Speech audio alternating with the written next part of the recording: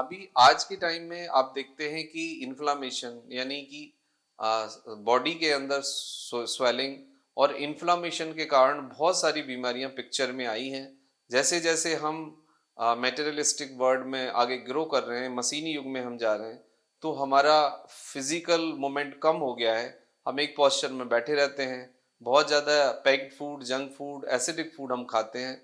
उसका एक रिफ्लेक्शन ये हुआ है कि हमारी बॉडी के अंदर day by day inflammatory problems बढ़ रहे हैं और बॉडी के अंदर इन्फ्लामेशन लगभग 28% लोगों को गट के अंदर और बॉडी के अंदर आज इन्फ्लामेशन है, जिसमें कि सबसे मुख्य पार्ट है आपका गट।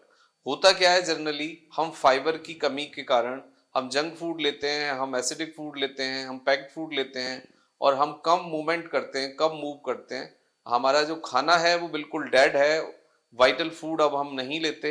हम बहुत लंबे समय तक पैक्ड फूड जो कि बासी हो जाता है, उसको प्रिजर्वेटिव की वजह से उसमें बदबू नहीं होती है और हम ये मानते हैं कि ये वाइटल फ्रेश फूड है, लेकिन वो वाइटल फ्रेश फूड नहीं होता।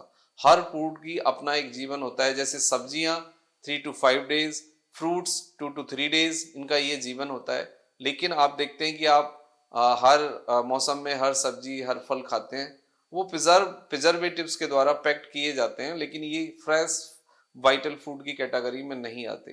तो होता क्या है इससे कि लो फाइबर आपके यदि खाने में लगातार रहता है तो आपको स्वेलिंग आती है। आपका जो जीआई मतलब मोटिलिटी है, यानी आंतों की जो स्पीड है वो कम हो जाती है।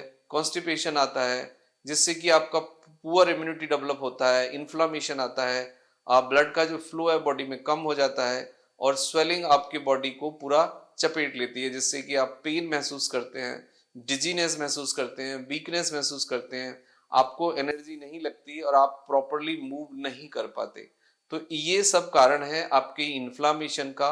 और इन्फ्लामेशन का जो रूट कॉज है वो आपका गट है, वो आपका फूड है।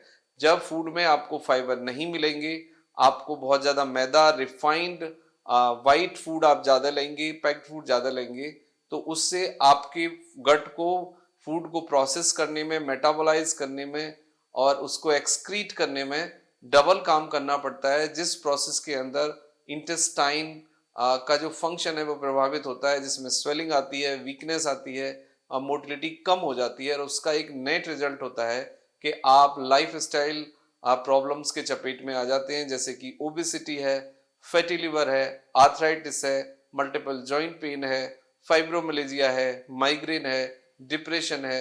ये सब आपके पिक्चर्स में आते हैं।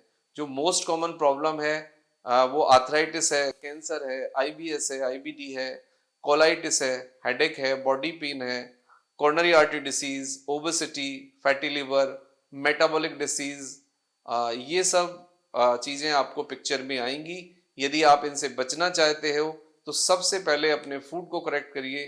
फूड वाइटल हो, फाइबर रिच हो, जिसमें कि मैदा, चावल, चीनी कम से कम हो, रिफाइंड कम से कम हो और आपके प्रिजर्वेटिव्स ना हो। एक्सरसाइज करिए रेगुलर, प्रॉपर स्लीप लीजिए, अपनी बॉडी को मूव करिए। जितना आप बॉडी को मूव करेंगे, शुगर में आप नेचुरल शुगर लीजिए, जितना आप कम शुगर लेंगे उतना आपकी बॉडी का इन्फ्लामेशन कम होगा। और जैसे जैसे ग्रेजुअली इन्फ्लामेशन कम होगा, the risk of cancer, arthritis and the lifestyle diseases कम हो जाएंगी और आप फिट फाइन रह सकते हैं। Thank you very much and take care yourself.